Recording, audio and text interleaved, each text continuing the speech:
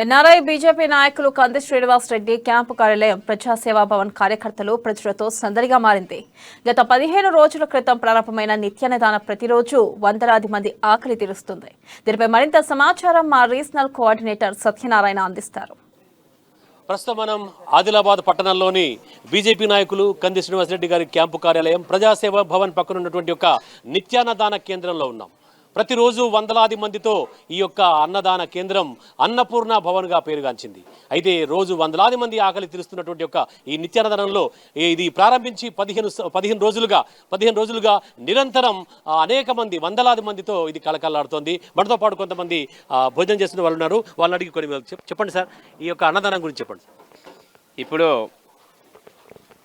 ఆదిలాబాద్ నియోజకవర్గం ఆదిలాబాదు ఈ మన బీజేపీ పార్టీ తరపు నుంచి ఒక కార్యకర్త ఇదివరకు దాకా మేము చూస్తున్నాము, కానీ ఇట్లా అన్నదాత చేసేది వ్యక్తి దొరకలే.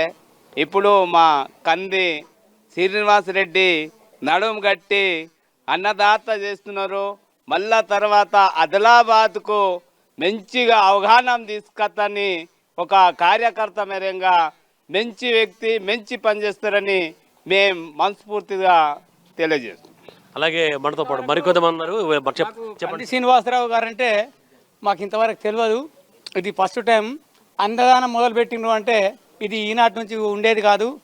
ఉన్నంతకాలం తన చేస్తా అని కోరిక చేసిండు, అది ఒకే నడుస్తూ ఉంటుంది. మాకు ఇంతవరకు సరి అయిన లీడర్ దొరకలేదు. మాకు ఇప్పుడు సరి అయిన మొగంలాగా ఒక పులిబిడ్డగా దొరికిండు. అన్ని పనులు చేస్తానికి సిద్ధంగా ఉన్నాడు మాకు స్వామి.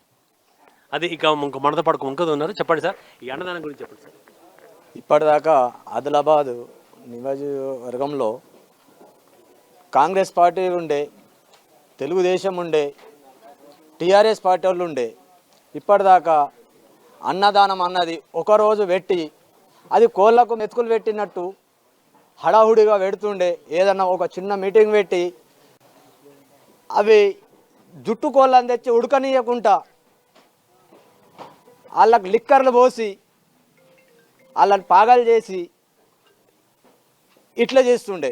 ఇప్పుడు కోడా హసనాపూర్ నుంచి కంది శ్రీనివాసరెడ్డి గారు మన ఆదిలాబాద్లో కొందరికి తెలది సార్, అన్నదానం మహాపుణ్యదానం అన్నారు. అంటే రోజు నిత్యం వందలాది మంది ఈ యొక్క అన్నదాన కేంద్రంలో భోజనం చేస్తూ వారు ఆకలి తెచ్చుకుంటున్నారు. దీన్ని మీరు ఎలా చూస్తారు?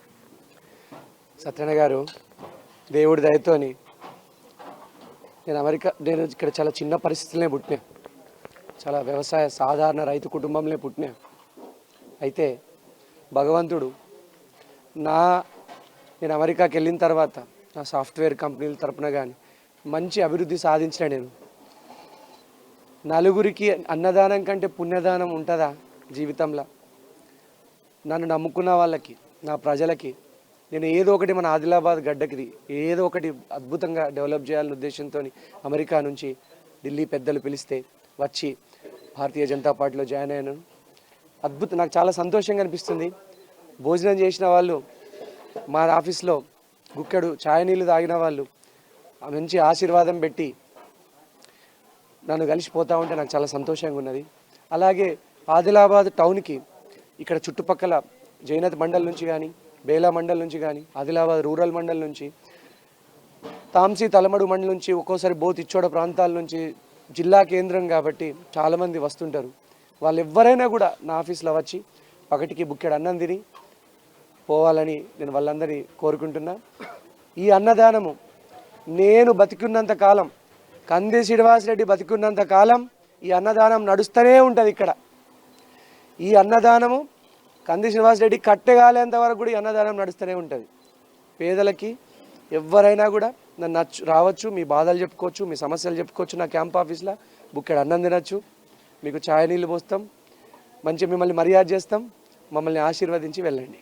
అది చెప్తున్నారు. అంటే ఈ అన్నదానం మాత్రం చివరి వరకు ఉంటుందని, అంటే శ్రీనివాసరెడ్డి అనేటువంటి వ్యక్తి ఉన్నంతవరకు అన్నదాన కార్యక్రమం ఉంటుందని, తప్పకుండా అందరూ వచ్చి తమ అన్నదానం స్వీకరించి వెళ్ళవలసిందిగా ఆయన కోరుతున్నారు. కెమెరా పర్సన్ అవినాష్ రెడ్డితో సత్యనారాయణ, అమ్మా న్యూస్, ఆదిలాబాద్.